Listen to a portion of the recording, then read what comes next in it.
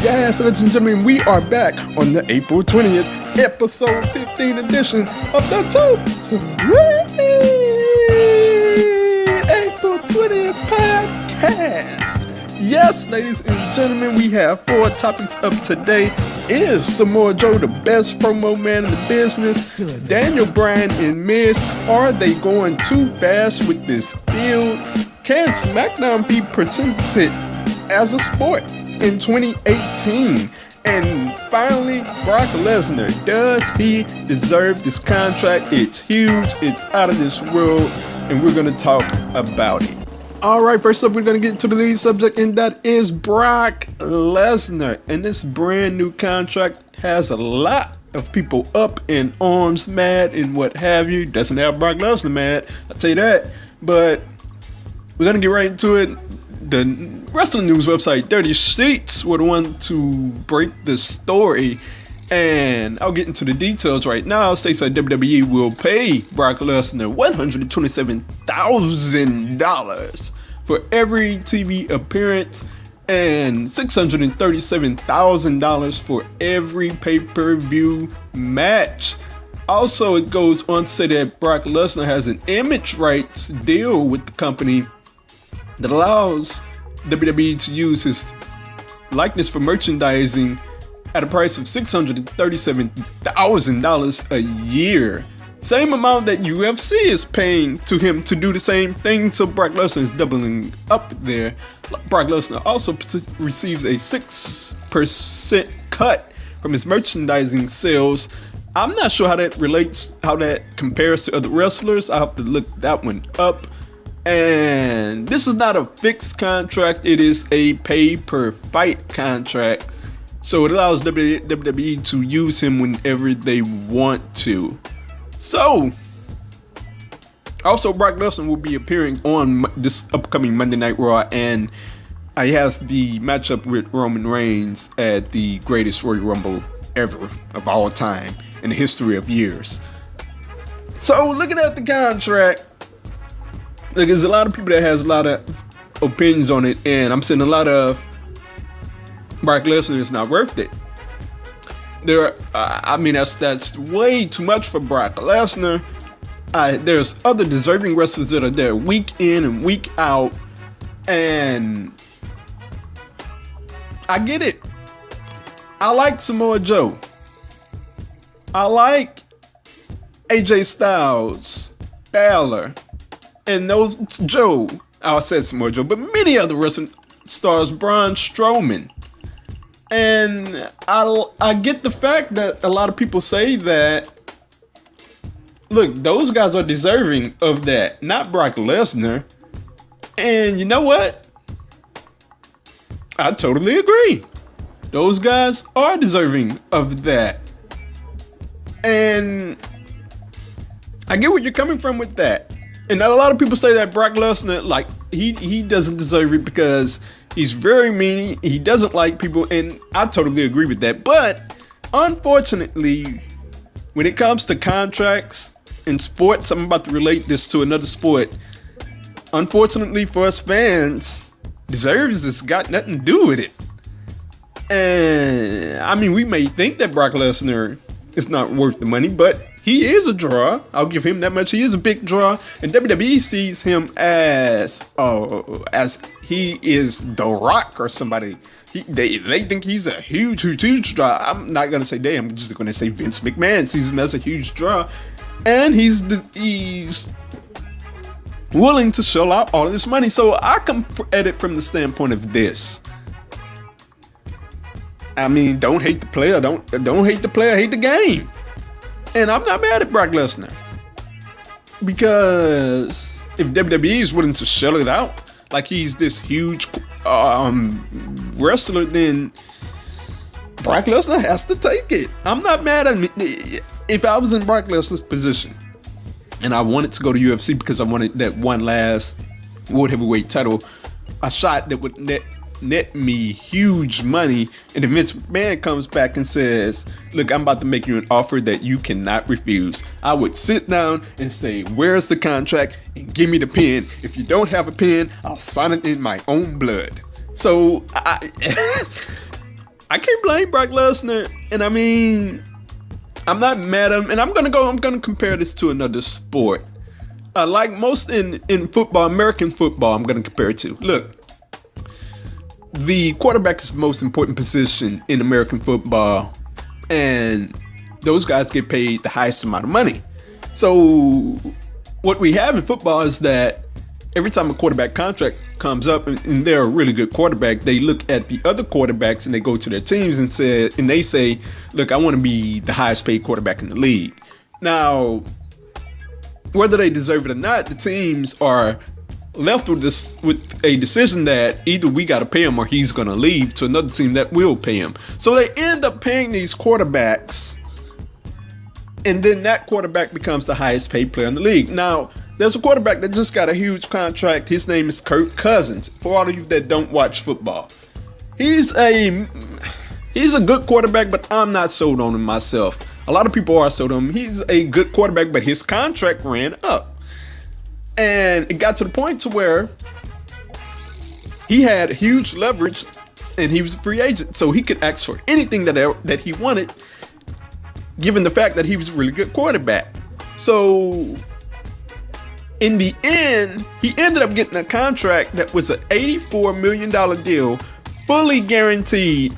And it was the first, if I'm not mistaken, in NFL history, at least for quarterbacks. I know that a quarterback's never gotten a fully guaranteed $84 million deal. It has never happened. He's the richest quarterback in the league. Now, does that make him the best quarterback in the league? No, not by a long shot. But when his contract was up, he had all the leverage, so he went for it. And that's the way I look at it with Brock Lesnar.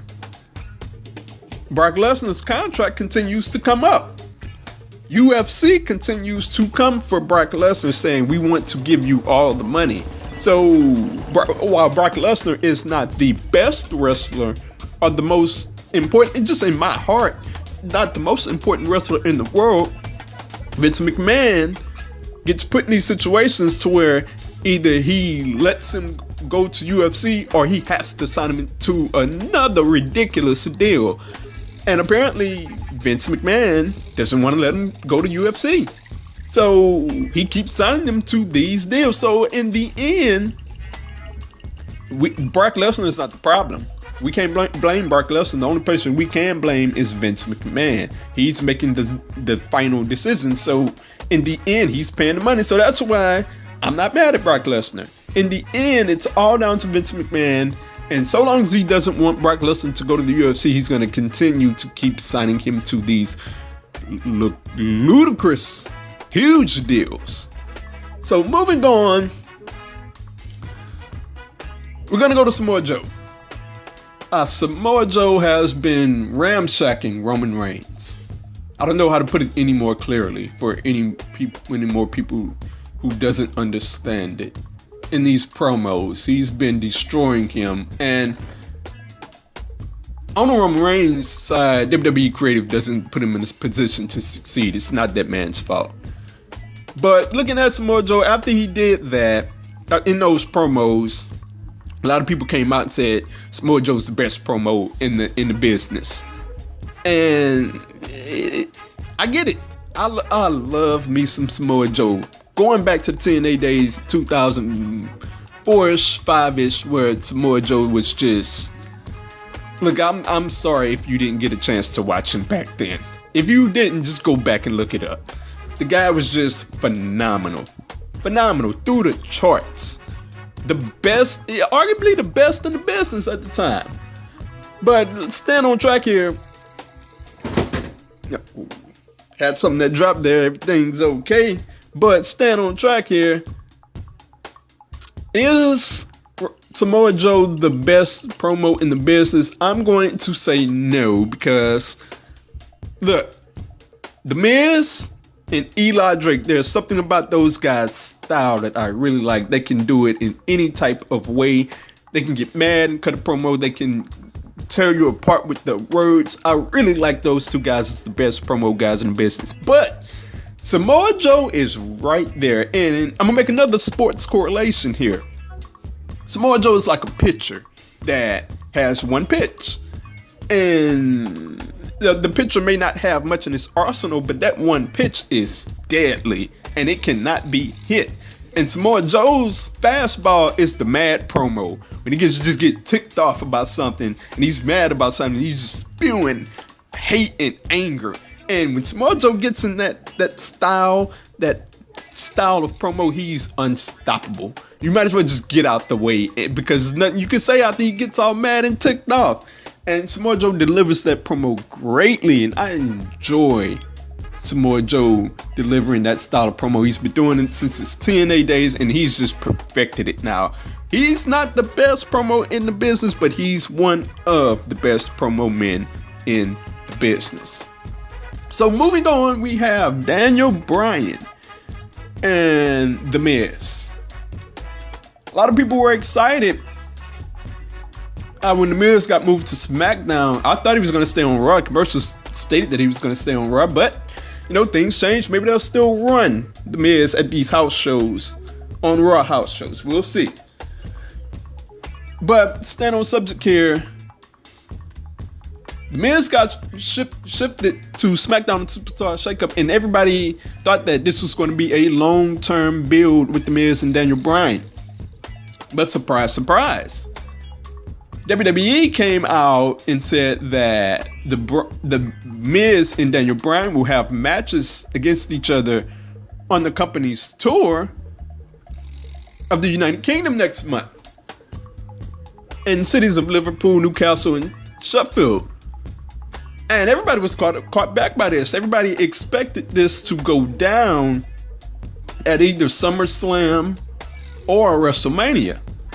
So I was one of those fans as well. And what I'm hoping for in the next however many weeks is that when The Miz comes back, I hope they don't rush this, which is looking like they're about to rush it. And I know these are just house shows that are coming up. It's not like it's WWE network events or what have you. So maybe they'll still continue to go into SummerSlam with this match. However, if they're building it up on the regular show, it's going to be tough because it's going to feel rushed. Like we were rushing into it. And I enjoyed the television, but I didn't really want to rush at this one. They had a prime opportunity to put this one at SummerSlam, and now it feels like they're going to just rush into it and it's just going to be thrown away. Now, indirectly, once again with Daniel Bryan, this is one of the best built storylines in all of wrestling, indirectly, because The Miz, it goes all the way back to The Miz on Talking Smack when he delivered one of the best promos I have ever seen in my life. And man, look, I've been watching wrestling since the early 90s. I got invested into that promo. I rose up out of my bed and I wrote an article to talk about that promo. And it was fantastic. But at the end of the day, we would all get depressed because we would say, this is a fantastic storyline, but they're never going to be able to pay it off because WWE is never going to put Daniel Bryan in the ring. But to everyone's shock and surprise, Daniel Bryan is back in the ring and we get to pay this sucker off like we all wanted to. But it's looking like it's going to be rushed, and I understand it. Like, I follow some fans from England, from the UK on Twitter, and they're like, this is going to be rushed, but I don't give a bleep because I'm going to the shows. And I can't blame y'all because I'd be the same way if I was getting Daniel Bryan versus The Miz at somewhere in Louisiana to where I could go and travel to the show or have the time to travel to the show. So I get where you're coming from that situation. As for the storyline overall, as for the build, I'll wait back and see, maybe they do something to where they don't give everything away and we still get something at SummerSlam. I'll sit back and wait and see how it all turns out. So as for the last topic of the day, we have SmackDown. Recent Superstar Shakeup was fabulous for SmackDown. And my question is, can SmackDown be presented as a sport in today's era? And that's what I'm looking for them to do. because they don't need to be the entertainment side anymore. You look at their roster, some of the names that they got: Jeff Hardy, Samoa Joe, Sanity, Asuka, Sheamus and Cesaro, Almas with Selena Vega. I mean, they have the load. And that's to go with AJ Styles, Daniel Bryan, and Nakamura, and the Usos, and the New Day. And the list goes on and on and on and on. And I mean, Rusev on top of that. And I'm very excited because looking back at the SmackDown 6 days, which is Eddie Guerrero's, Chris Benoit, Rey Mysterio's, list goes on and on. And they just presented it as a sport, and it worked phenomenally. Great. They were the alternative to Monday Night Raw in every way, and it was fabulous TV every single week. And I think SmackDown has this chance to do that with the guys. They have the horses to do it. They have them, trust me. I just named a few of them that are just top-notch wrestlers of all time.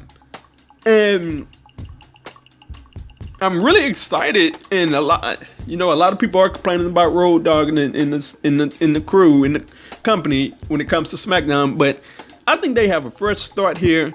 I'm really looking forward to what they can do, even going back to the Ryan Ward era of SmackDown. And that was the booker that was booking SmackDown when they first started, when it first broke apart into SmackDown Live. When Shane first came, it was Shane versus Stephanie. That was the guy that was booking the SmackDown side. In that era, I really liked SmackDown because it felt like anybody could win the world title.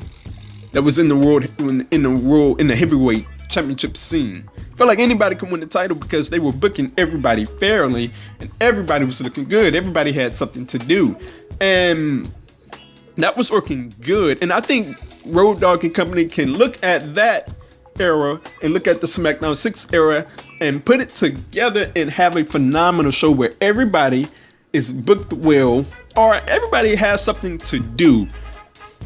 And that's going back, and I'm about to take a left turn here, going back to Vince Russo. Everybody criticizes him for the car crashing booking that he had, but looking back at the Attitude Era, one of the best things about that was that everybody was at least doing something meaningful or something. And I think that SmackDown can get to that, to where everybody is doing something, and I think we have something great on our hands if they just make it a sport and they make it about the matches with minimal storylines here and there. Even I like what they got going on with Nakamura. I was very critical about that, but I like what they got going on with the heel Nakamura. It's looking good. Singular storylines here and there, but making the prize, the championship, the head of the show. And I'm very excited. I think it can be presented as a sport.